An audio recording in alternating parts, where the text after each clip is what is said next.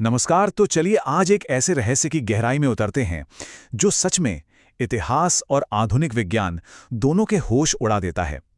आज के इस एक्सप्लेनर में हम सीधे चलेंगे मध्य प्रदेश के ओंकारेश्वर मंदिर। दरअसल ये कोई आम तीर्थ स्थल नहीं है। ये एक ऐसी जगह है जहां सदियों पुरानी किस्से कहानियां, बिल्कुल हैरान कर देने वाली वास्तुकला और प्रकृति के चमत्कार एक साथ टकराते हैं। तो बिना किसी देरी के चलिए शुरू करते हैं। ओके, तो फटाफट देख लेते हैं कि आज हम क्या-क्या एक्सप्लोर करने वाले हैं। हम इन 6 मुख्य टॉपिक्स पर बात करेंगे। इसका ओम आकार और भूगोल, ज्योतिर्लिंग की प्राचीन कथाएं, वास्तुकला के चमत्कार, औरंगजेब का वो मशहूर हमला, अघोरियों की रहस्यमयी दुनिया और आखिर में नर्मदा परिक्रमा की अद्भुत ऊर्जा। तो सबसे पहले बात करते हैं इसके ओम आकार और इससे जुड़े भौगोलिक रहस्यों की।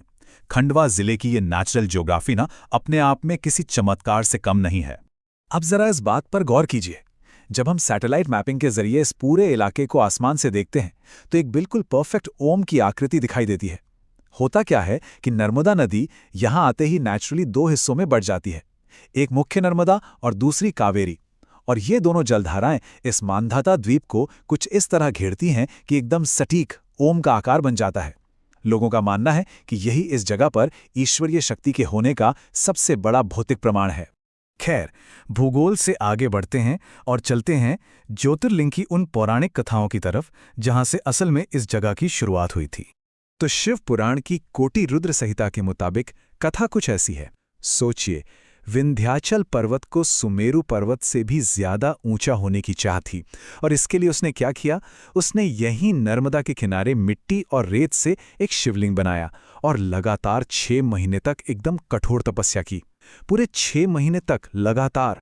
और उसकी इस तपस्या से खुश होकर महादेव वहां प्रकट हुए। लेकिन यहां पर सबसे ज्यादा चौंकाने वाली बात आती है। जब शिव जी ने संसार के कल्याण के लिए यहां रुकना मंजूर किया तो वो एक कॉस्मिक ज्योतिर्लिंग दरअसल 2 अलग-अलग हिस्सों में बंट गया। एक हिस्सा नदी के दक्षिणी तट पर ममलेश्वर कहलाया और दूसरा हिस्सा इस ओम आकार के द्वीप पर ओंकारेश्वर के रूप में स्थापित हो गया। है ना अद्भुत? अब आप शायद सोच रहे होंगे कि आखिर इस द्वीप का नाम मांधाता पड़ा कैसे। तो इसके पीछे की कहानी वाल्मीकि रामायण और महाभारत से जुड़ी है। इक्ष्वाकु वंश के एक प्राचीन राजा थे मांधाता। उनका जन्म एक रहस्यमयी माया जल पीने से हुआ था और बाद में इंद्रदेव के अमृत से उन्हें नई जिंदगी मिली। उन्होंने अपना राजपाट छोड़कर यहीं पर लंबी तपस्या की थी। बस तभी से इस जगह को मांधाता द्वीप कहा जाने लगा। चलिए अब बढ़ते हैं आगे और बात करते हैं यहाँ की वास्तुकला और उन चमत्कारों की जो सिर्फ रात के अंधेरे में होते हैं। ये हिस्सा वाकई में आपको सोचने पर मजबूर कर देगा। तो दरअसल ओंकारेश्वर किसी भी नॉर्मल शिव मंदिर जैसा नहीं है। मेरा मतलब है, आमतौर पे क्या होता है, ज्योतिर्लिंग मंदिर के बिल्कुल सेंटर में होता है और नंदी जी का मुख अंदर शिव जी की तरफ होता है, राइट? लेकिन यहाँ ज्योतिर्लिंग एकदम साइड में यानी एक कोने में है और नंदी जी का मुख बाहर की तरफ है। रिसर्चर्स का मानना है कि ये शिवलिंग स्वयंभू है, मतलब ये खुद प्रकट हुआ था। इसीलिए इसकी जगह से छेड़छाड़ किए बिना ही इसके इर्द गिर्द ये मंदिर बना दिया गया। और वास्तुकला की बात करें तो 13वीं सदी का सिद्धनाथ मंदिर तो मॉडर्न इंजीनियरिंग को भी फेल करता है। यहाँ एक 900 साल पुरानी नक्काशी है जो लिटरली 3D ऑप्टिकल इल्यूजन है। एक एंगल से देखो तो हाथी दिखता है और थोड़ा सा एंगल बदलो तो वही हाथी अचानक से नंदी बन जाता है। और तो और गुजरात की एक रिसर्च टीम ने यह भी पाया कि मंदिर की 5 मंजिलों के गर्भगृह एकदम परफेक्ट वर्टिकल अलाइनमेंट में है। 13वीं सदी में ऐसी सटीकता बिल्कुल अनबिलीवेबल। लेकिन मंदिर का सबसे बड़ा रहस्य तो रात होने पर शुरू होता है।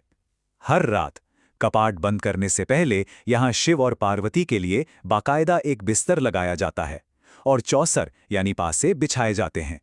उसके बाद दरवाजों पर बाहर से ताला लगता है और सख्त पहरा होता है।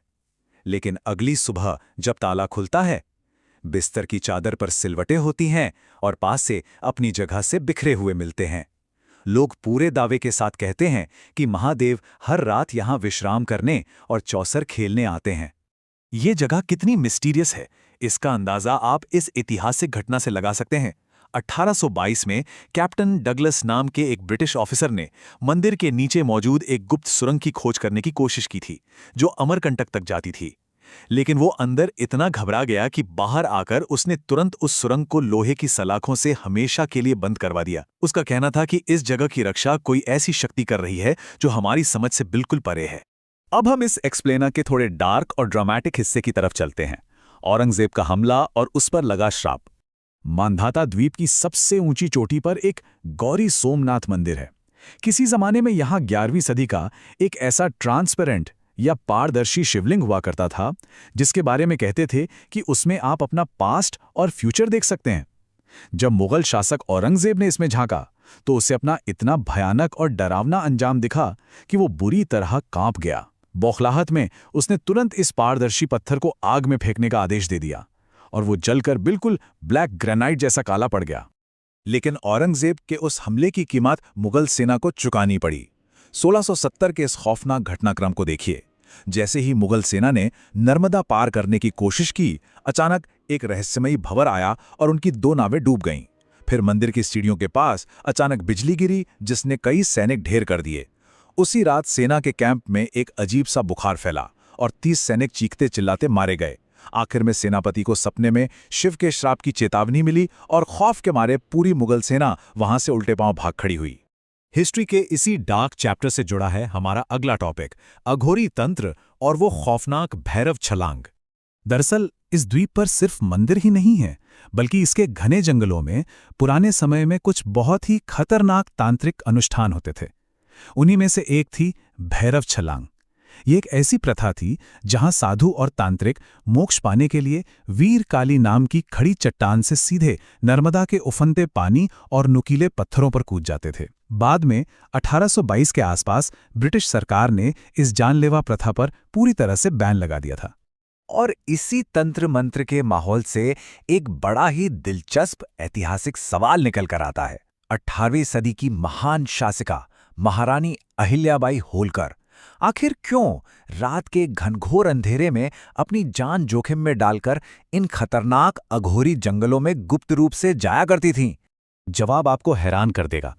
स्थानीय किस्से कहानियों की माने तो महारानी वहां उन सिद्ध अघोरियों से गुप्त तांत्रिक आशीर्वाद लेने जाती थीं ताकि उनका होलकर साम्राज्य दुश्मनों से सुरक्षित रहे और अजेय बना रहे।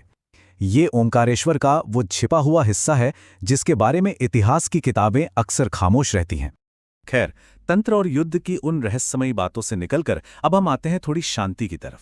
बात करते हैं नर्मदा परिक्रमा और इससे मिलने वाली आध्यात्मिक ऊर्जा की। हमारे देश में इतनी सारी नदियां हैं, लेकिन परिक्रमा सिर्फ नर्मदा की ही इतनी खास क्यों मानी जाती है? लोग यहाँ 16 किलोमीटर की दूरी नंगे पैर तय करते हैं।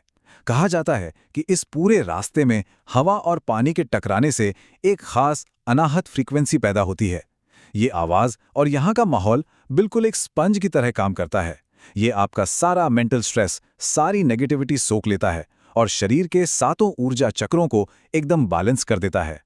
और इसी परिक्रमा पथ के पास विज्ञान को हैरान कर देने वाला एक और जीता जागता चमत्कार मौजूद है। यहाँ रुद्राक्ष का एक ऐसा पेड़ है जिस पर आने वाले फल नेचुरल तरीके से बिल्कुल शिवलिंग के आकार में ही उगते हैं। वनस्पति वैज्ञानिक भी यह देखकर स्तब्ध हैं कि ऐसा कैसे हो सकता है, लेकिन श्रद्धालुओं का मानना है कि त्रेता युग में ये पेड़ किसी और ने नहीं बल्कि खुद भगवान शिव ने यहाँ लगाया था। तो सब कुछ जानने और समझने के बाद क्या लगता है आपको? ये परफेक्ट ओम आकार का द्वीप, वो 13वीं सदी की 3D नक्काशी, मुगल सेना को पीछे धकेलने वाली घटनाएं और हर सुबह बिखरे हुए पासे, क्या ये सब सिर्फ मनगढ़ंत कहानियां हैं या आज भी ओंकारेश्वर की इन लहरों और पत्थरों ने वाकई कोई दिव्य शक्ति सांस ले रही है? इस विश्लेषण ने सच में इतिहास, विज्ञान और आस्था के बीच की लाइन को पूरी तरह धुंधला कर दिया है। खैर, सोचने के लिए बहुत कुछ है। आज के इस सफर में हमारे साथ जुड़े रहने के लिए आपका बहुत बहुत धन्यवाद।